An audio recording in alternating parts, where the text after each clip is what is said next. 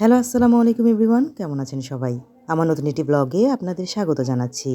আজকে আমি আপনাদের তৈরি করে দেখাবো অত্যন্ত সুস্বাদু, মজাদার, ইউনিক একটি রেসিপি। আশা করি রেসিপিটি আপনাদের ভালো লাগবে। এই রেসিপিটির নাম হচ্ছে KFC রেসিপি। কি নাম শুনে অবাক হচ্ছেন নিশ্চয়ই? হ্যাঁ, অবাক হওয়ারই কথা। যখন এটি তৈরি করে আপনি আপনার প্রিয়জনকে বা অতিথিকে খাওয়াবেন, তারাও নিশ্চয়ই আরও বেশি অবাক হবে। অত্যন্ত সুস্বাদু, মজাদার এবং দেখতে আকর্ষণীয় এই রেসিপিটি আশা করছি আপনাদের ভালো লাগবে। বাইরে থেকে যেমন ক্রিস্পি ক্রাঞ্চি, ভিতর থেকে তেমনি সফট এবং সল্টি। আশা করি রেসিপিটি আপনাদের ভালো লাগবে। খুব সহজ কিছু উপকরণ দিয়ে তৈরি করে দেখাবো আজকের রেসিপি। তো চলুন শুরু করা যাক আজকের রেসিপি। কিভাবে তৈরি করলাম পুরো প্রসেসিংটা আপনাদেরকে দেখিয়ে দিচ্ছি ভিডিওর মাধ্যমে। প্রথমে এখানে আমি একটি পাত্রে দিয়ে দিলাম নর্মাল পানি 2 কাপ পরিমাণে। চুলাতে মিডিয়াম হিটে পানিগুলো যখন বলক চলে আসবে, এ পর্যায়ে দিয়ে দিচ্ছি 2 কাপ পরিমাণে নুডলস। নুডলসগুলোতে সিদ্ধ হয়ে আসার জন্য আমি বলক তুলে নিচ্ছি। তার সাথে দিয়ে দিলাম নুডলসের মশলা 2 প্যাকেট পরিমাণে। ভালোভাবে সিদ্ধ করে পানি এবং নুডলস যখন মাখা মাখা হয়ে শুকিয়ে আসবে, তখন চুলা থেকে নামিয়ে নিব।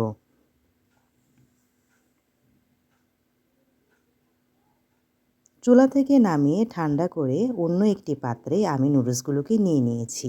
এখন এগুলোর সাথে আমি কিছু মশলা দিয়ে দিব। প্রথমে দিয়ে দিচ্ছি পেঁয়াজ কুচি হাফ কাপ পরিমাণে, সাথে দিয়ে দিচ্ছি কাঁচামরিচ কুচি 2 টেবিল চামচ পরিমাণে। ঝালটা আপনারা আপনাদের পছন্দ অনুযায়ী দিয়ে দিবেন। দিয়ে দিলাম ধনিয়া পাতা কুচি হাফ কাপ পরিমাণে। এখানে আমি জাস্ট একটু কালারের জন্য হলুদ গুঁড়া দিয়েছি হাফ টেবিল চামচ পরিমাণ থেকেও একটু কম। দিয়ে দিলাম ধনিয়া গুঁড়া 1 টেবিল চামচ পরিমাণে। দিয়ে দিলাম কর্নফ্লাওয়ার 2 টেবিল চামচ পরিমাণে। সবগুলো উপকরণকে আমি হালকা হাতে ভালোভাবে মাখিয়ে নিচ্ছি। এমনভাবে মেশাবো যেন নুডলসগুলো আস্তই থাকে।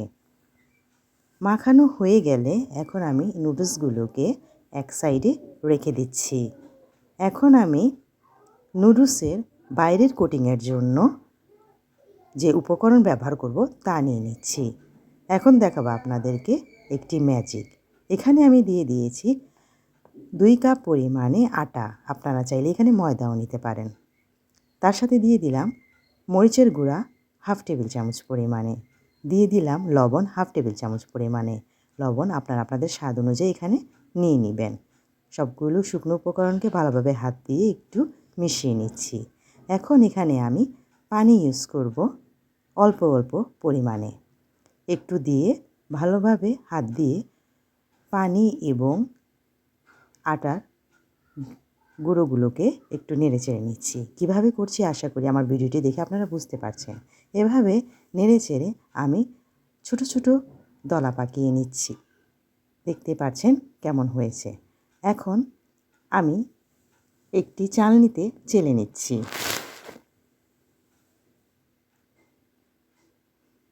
চেলে নিয়ে নিচে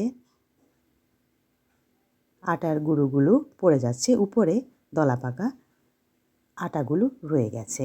দেখতে পাচ্ছেন কেমন হয়েছে। এখন এগুলোকে আমি অন্য একটি পাত্রে নিয়ে নিলাম। এভাবে সেম প্রসেসিংয়ে আমি বাকিগুলোকেও তৈরি করে নিচ্ছি। পানি 1 টেবিল চামচ পরিমাণ করে দিবেন এবং হাত দিয়ে মিশিয়ে নেবেন। এভাবে চালনিতে চেলে চেলে এভাবে তৈরি করে আমি নিয়েছি সবগুলোকে। এখন আবার আমি অন্য একটি পাত্রে দিয়ে দিয়েছি 1 কাপ পরিমাণে আটা। সাথে আবার দিয়ে দিলাম মরিচের গুঁড়া হাফ টেবিল চামচ পরিমাণে। লবণ দিলাম স্বাদ অনুযায়ী। এখন আমি এখানে একটু ঘন ডো তৈরি করে নেব। পানি দিয়ে দিলাম হাফ কাপ পরিমাণে। হাত দিয়ে আস্তে আস্তে মিশিয়ে নিচ্ছি। একবারে পানি দিব না, পর্যায়ক্রমে দিয়ে দিয়ে মিশাতে থাকব। দেখতে পাচ্ছেন ঘন একটি ডো তৈরি করে নিয়েছি। এখানে আমি পনিরকে নিয়ে নিলাম, টুকরো টুকরো করে কেটে নিয়েছি। আপনারা চাইলে এখানে মোজারেলা চিজও নিতে পারেন। এখন আমি আগে থেকে তৈরি করা নুডলসগুলোকে হাতে নিয়ে নিলাম, নিয়ে পাকোড়ার শেপ দিয়ে দিচ্ছি। তার মধ্যেখানে আমি পনিরের টুকরোগুলো দিয়ে দিলাম। এখন উপর থেকে আবারও নুডলসগুলোকে দিয়ে ঢেকে দিয়ে গোল একটি শেপ তৈরি করে নিলাম। এই শেপটাকেই এখন আমি ডোয়ে যে ডোটা তৈরি করেছি তার মধ্যে কোটিং করলাম। এখান থেকে তুলে নিয়ে এখন আমি ওই আটার যে ঝুরঝুরা ডো তৈরি করেছি তার মধ্যে গড়িয়ে নিচ্ছি। আশা করি আপনারা আমার ভিডিওটা দেখে বুঝতে পারছেন আমি কিভাবে তৈরি করলাম। ঝুরঝুরা এই আটার মিশ্রণের মধ্যে গড়িয়ে নেওয়ার পর আমি তুলে নিচ্ছি। সবগুলোকেই এভাবে আমি তৈরি করে নিব।